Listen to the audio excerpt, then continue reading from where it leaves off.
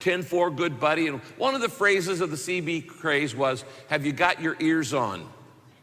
And that meant is, are you tuned in? Are you listening? Well, that's not actually a new concept. 2,000 years before the CB radio craze, Jesus said something like that. God speaks. All through the Bible, we see this phrase, and God said. And God said this, and God said that, and God said this, and God said that. God speaks. And you were created to have a relationship with God. You've got to have a communication. Without communication, there is no relationship. Uh-oh. So are you saying, Rick, that if I'm not hearing the audible voice of God, I'm not a Christian? Now, the problem is, communication can be easily misunderstood. Would you agree with that? I mean, with people, much less God. You know, when Kay speaks to me, A, I don't always hear, and B, even when I do hear, I don't always understand. Now, we've been married 35 years. It gets better, but I still don't always hear, and I still don't always understand. Those of you guys who are newlyweds, let me give advice to some of you men. Guys, you need to understand that there are two things you must understand about women, but nobody knows what they are. So you're going to be in the dark the rest of your life. Now, I deeply love my wife, deeply, but I don't always hear her, and I don't always understand her, even when I do hear her. And so certainly, I should expect that in my relationship to God. However, I will tell you this, it gets easier. It really does. It gets easier over time. You know, after 35 years of marriage, when my wife calls, she doesn't have to say, this is Kay. I know her voice. Now, again, this is all based upon experience and this a poorly defined concept of what it means to have a relationship with God. She knows my voice. And now, after walking with God for a long, long time, for over 40 years, I want you to know, I know his voice. And it's easier to figure out now when it's just me talking to myself, or I've got an idea off of a radio, or when it's really God. Now there are radio waves and there are TV waves going through this air that are there. They are real. You can't see them. They're actually pictures going through the air right now. You can't see it. That doesn't mean it's not real. It's real. But if you have a tuner, a radio, or a TV, and you tune in, you can get the message and you can see the picture. And the key is tuning in. Again, this is absurd. God's up in heaven. Hello, this is God, and does anybody hear me? Hello, I feel like I'm just talking to myself. Is anyone tuned into my channel yet? Hello, hello. This is nonsense. Gobbledygook. You know, so God's out there communicating on radio waves, and it's up to you to learn how to tune in so that you can hear it. No biblical text teaches this either.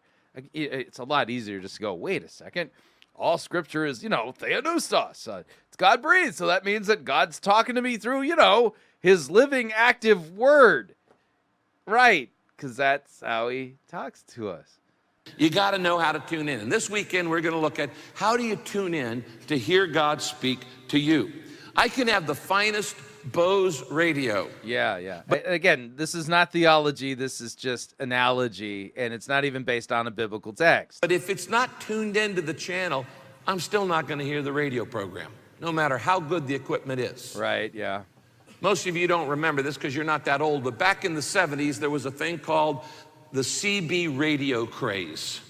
Oh, yeah, I remember it well. Yeah. If you want to get an example of the culture that was around that, I would recommend the movie Smokey and the Bandit. place to start.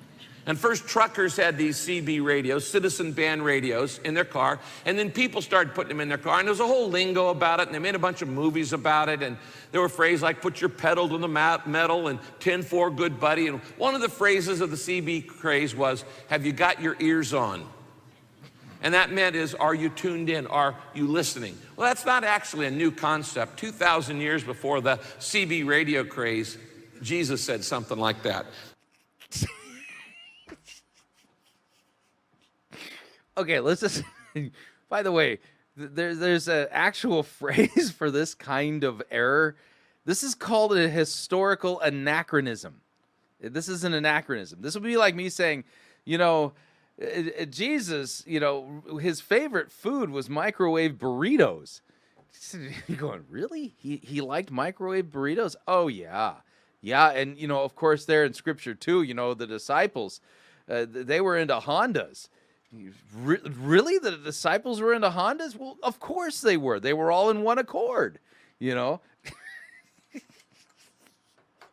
is a historical anachronism, okay? So for him to sit there and go, okay, in the CB radio craze, people would say, do you got your ears on, good buddy? Which is basically meaning, are you tuned in? So you'll note, he began with the illustration, not the biblical text.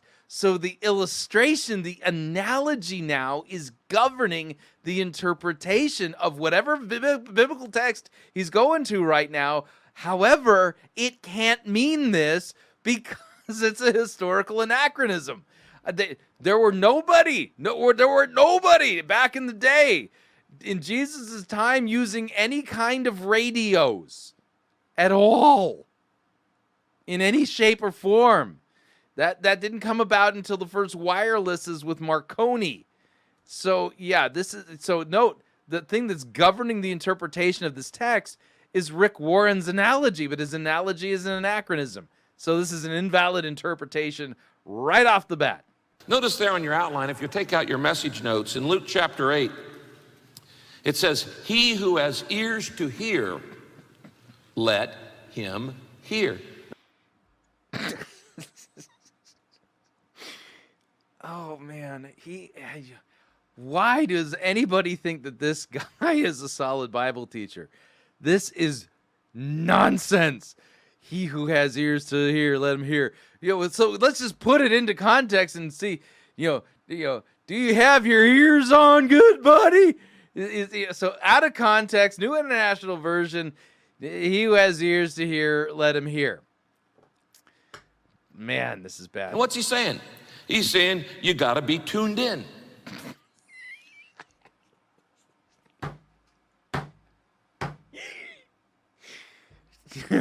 No. And he's not saying you need to learn 7 new languages. He didn't say that either. Man. And today we're going to look at a famous story that Jesus told that mentions how to tune into God.